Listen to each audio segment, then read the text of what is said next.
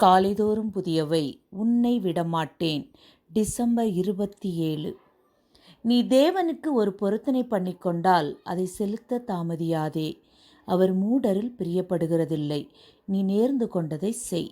பிரசங்கி 5:4. என்னை விட்டுவிடும் ஆண்டவரே, நான் போக மாட்டேன் என்று மறுத்தார் அவர். ஆனால் அவரை ஆண்டவர் விடுவதாக இல்லை. யார் அவர்? William Miller. அமெரிக்காவில் 2 ஆண்டுகள் காலாள் படையில் கேப்டனாக பணியாற்றினவர். தன்னை பற்றியோ பூமியிலுள்ள மற்ற மக்களை பற்றியோ தேவனுக்கு அக்கறை இல்லை. உலகத்தை படைத்த ஆண்டவர் அதன் பிறகு உலகத்தை குறித்து அக்கறை கொள்ளவில்லை என்ற எண்ணம் கொண்டிருந்தவர்.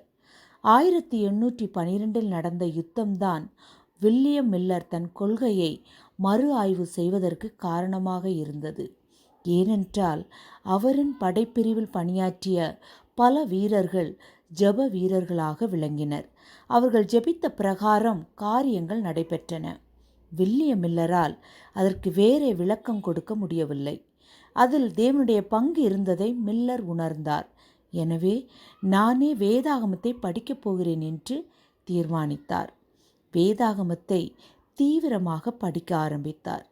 தானியேல் புத்தகத்தில் வருகிற தீர்க்க தரிசனங்களில் சொல்லப்பட்டிருக்கிற காலங்களை குறித்து அவர் தீர்க்கமாக படித்தார். தீர்க்க தரிசனங்களை தீர்க்கமாக அறிந்து அந்த சத்தியத்தை மற்றவர்களுக்கு சொல்ல வேண்டும் என்று ஆண்டவர் தூண்டினார். ஆனால் இதுவரை அவருக்கு மேடையில் பேசி பழக்கமில்லாததால் ஆண்டவரே, என்னை விட்டுவிடும், என்னால் முடியாது என்று மறுத்து வந்தார். ஒரு நாள் அவர் ஜெபிக்கும்போது, இந்த வாரம் என்னை யாராவது பிரசங்கம் பண்ண அழைத்தால் நான் இந்த சத்தியத்தை பேசுவேன். அப்படி அழைக்காவிட்டால் இனிமேல் பேச மாட்டேன் என்று தீர்மானம் செய்தார்.